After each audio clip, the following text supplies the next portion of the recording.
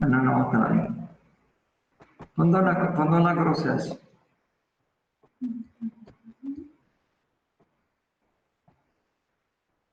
زين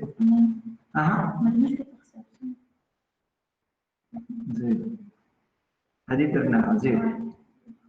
Voilà, la manœuvre de Vigan, c'est la rétention de la tête dernière au niveau du tétron moyen. Donc, quand la rétention de la tête se fait au niveau du tétron inférieur, vous m'entendez?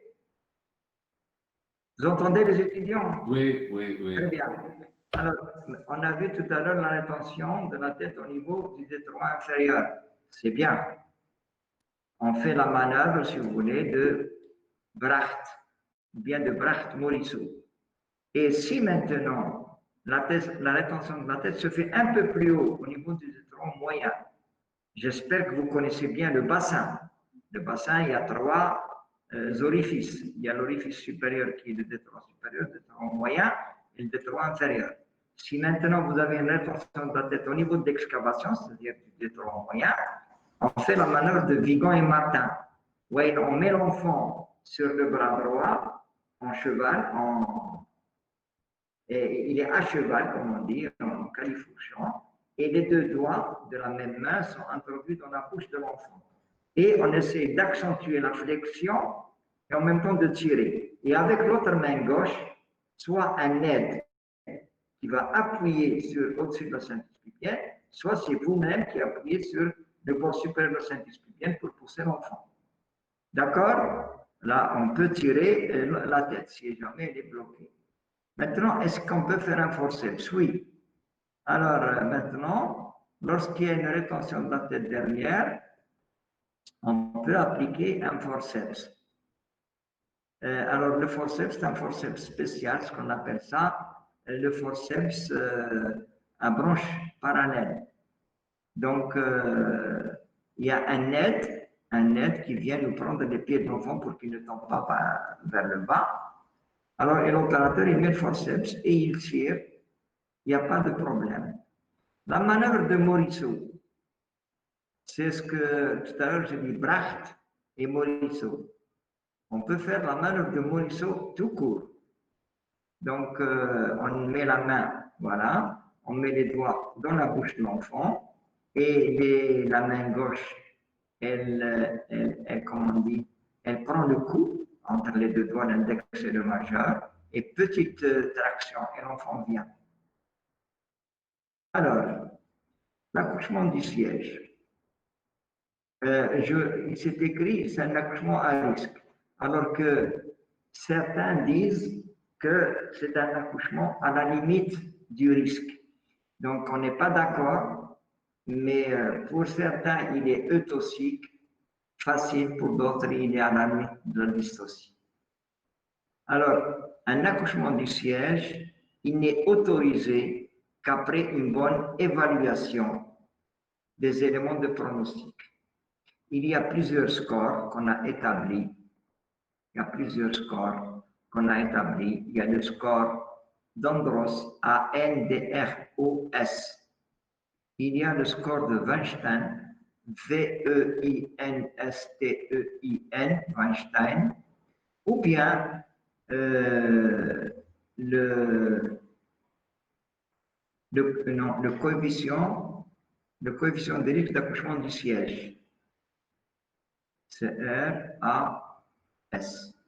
Alors, tous ces algorithmes, si vous voulez, tous ces scores, ils sont faits pour accepter ou ne pas accepter un accouchement du siège. Par exemple, les éléments qu'on cherche, c'est qu'il faut avoir un bon bassin, un bassin perméable. Il faut avoir une biométrie fœtale correcte, limite d'une biométrie de la tête 97, pas plus.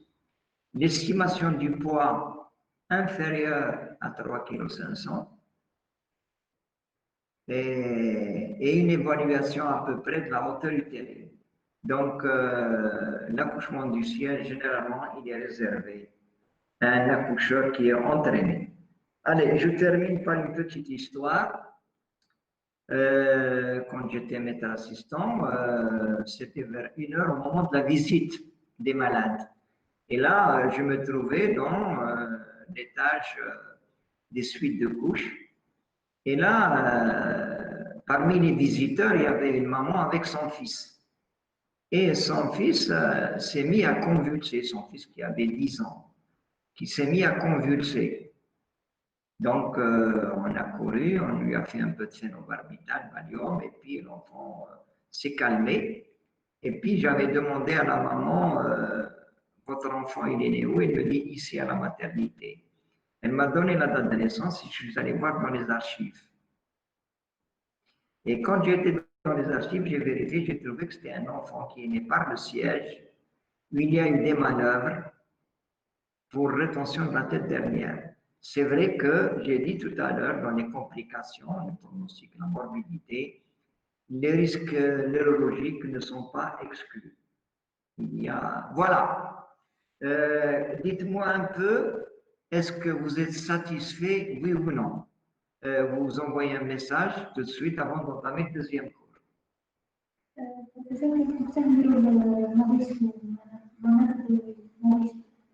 Manœuvre. Alors, vous avez posé la question, comment on fait la manœuvre de Morisson? L'enfant est sorti, la tête est dans le vagin.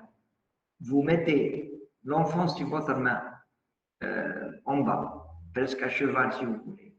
Et vous introduisez, c'est comme un petit peu la manœuvre de Vigan. Seulement la manœuvre de Vigan, l'enfant est plus relevé avec une expression sur la synthétique pubienne. Donc vous introduisez vos mains, vos doigts dans la bouche de l'enfant, d'accord? Et avec la main gauche qui tient le cou de l'enfant, on tire vers le bas doucement. Je ne peux pas vous apprendre ça, il faut que ce soit... La médecine, ce n'est pas un cours théorique, la médecine, c'est un stage pratique. Et vous avez vu manœuvre de Morisot, elle est là. Voici la manœuvre de Morisot. La main gauche, elle entoure le cou de l'enfant, et la main droite, vous voyez l'enfant, il est couché sur la main, et la main droite est dans la bouche. Et puis avec les deux, je tire. Comment? Quand à la fin, quand il y a une rétention de la tête, dans le vagin, dans le détroit intérieur. Question? Alors, dites-moi si vous êtes satisfait ou non de cette méthode. Non? Oui. Oui, non, oui. Satisfait, oui. Satisfait, top. Top? Nathalie, est-ce qu'on égale stop?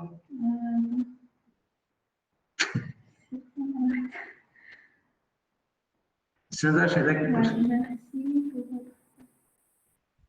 cette belle présentation. Ma question, quelle est la différence entre siège incomplet et siège décomplété? Et est-ce que la césarienne est toujours indiquée dans le siège complet? Très bien, Boubacar Sellali. Boubacar Sellali, je vais te répondre. Alors, la présentation du siège. Là, il faut que je revienne un petit peu totalement en arrière. Le siège complet, le siège décomplété. Alors, le siège complet, c'est lorsque l'enfant est assis, les jambes croisées, garde. Les jambes croisées, on a montré, c'était la première diapo. Rapidement. Attendez. Ouais, parce que c'est emmerdant.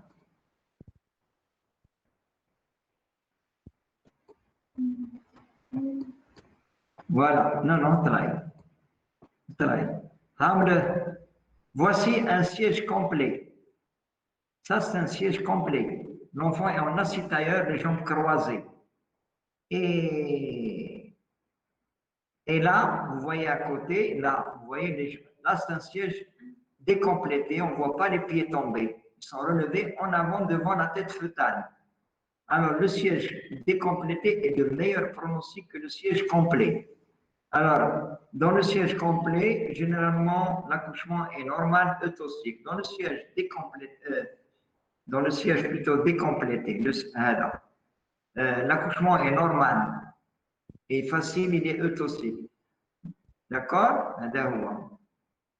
Par contre, dans le siège, non. Ensuite. Par contre, dans le siège complet, le pronostic est mauvais, plus mauvais que l'autre.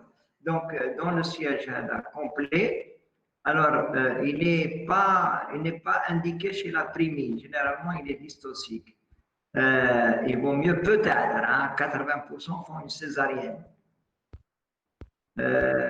Seulement, celui qui tente l'accouchement par voie dans le siège complet, il faut respecter la poche des os jusqu'à dilatation complète.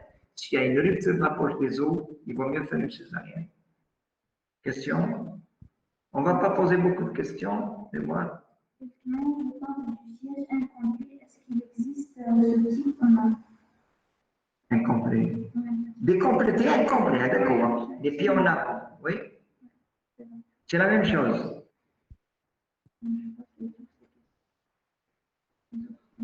Allez, on va faire un deuxième cours rapidement, s'il vous plaît. La prochaine fois, je vous fais la face. Direz les